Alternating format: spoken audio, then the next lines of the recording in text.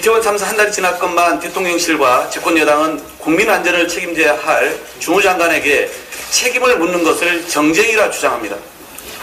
어제 대통령실이 국정조사 보이콧 주장을 했다는 보도가 있었습니다. 유족과 국민 앞에서 최소한의 부끄러움이라도 느끼기 바랍니다. 참사 진상규명을 밝히기 위한 국정조사를 장관의 정치도의적, 행정적 책임에 연계해 조건 삼는 것이야말로 정쟁에 불과합니다. 역대 모든 정권은 총리나 장관이 대형 참사에 책임을 지고 즉각 사의를 표하고 사퇴했습니다. 하지만 윤석열 정부는 하나같이 책임은커녕 진정성 담은 사과조차 없었습니다. 급기야 정부의 회방으로 그동안 서로 연결되기도 어려웠던 희생자 65명의 유가족들이 모여 어제 성명을 발표했습니다. 유가족은 정부의 책임 회피와 거짓 해명, 일부 실무자에만 국한된 수사와 조사를 비판했습니다. 일만의 양심이 있다면 대통령실과 국민의힘은 이제라도 유족의 피 맺힌 절규에 귀 기울여 민심의 명령을 딸 것을 거듭 촉구합니다. 대통령 측근 지키기에 열중하며 국회 국정조사를 회피할 핑계만 찾는다면 국민이 용서치 않을 것입니다. 윤석열 사단이 추측이 된 중앙지검이 서훈 전 국가안보실장에 대해 부당한 구속영장을 청구했습니다. 근거가 없어 수사 내용이 번복되고 위법감사, 하명수사가 만천하에 드러났는데도 윤석열 정권의 정치검찰이 폭주를 멈추지 않습니다. 누차 말씀드렸듯이 서해 사건은 국민의힘 국방위원들도 얼북으로 인정한 바 있습니다. 국정원이 합참보다 먼저 파악했다는 감사한 발표는 사실이 아니었으니 SI 첩보에 월북이란 단어가 2번 들어있다는 사실도 확인했습니다. 실체가 드러나는데도 결국 검찰이 무리한 영장 청구에 나선 것입니다.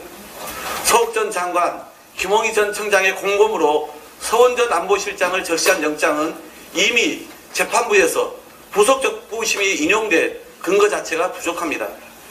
재판부에서 공범이 아니라고 판단했음에도 구속영장을 또 청구한 것은 망신주기에 다름 아닙니다.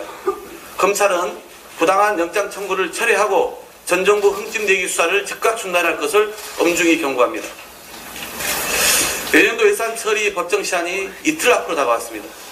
하지만 정부 여당의 예산안 심사 거부와 지연으로 법정 시한 내 처리가 난망한 상황까지 이르렀습니다. 예산안을 놓고 이렇게 어깃장을 부리며 무책임하게 심사와 협상에 임하는 정부와 여당은 처음 봅니다.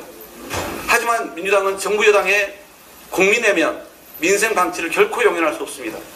우리 민주당의 예산안 처리에 대한 입장은 분명합니다. 첫째, 윤석열 정부 동안 무려 60조 원 넘는 초부자 감세 기조는 시대에 역행하는 기조입니다. 퍼펙트 스톰 복합 위기 앞에서 정부의 초부자 감세 기조는 시대착오적이므로 당장 폐기하기 바랍니다. 둘째, 국민의 삶을 지키는 꼭 필요한 민생 예산을 최대한 증액해야 합니다.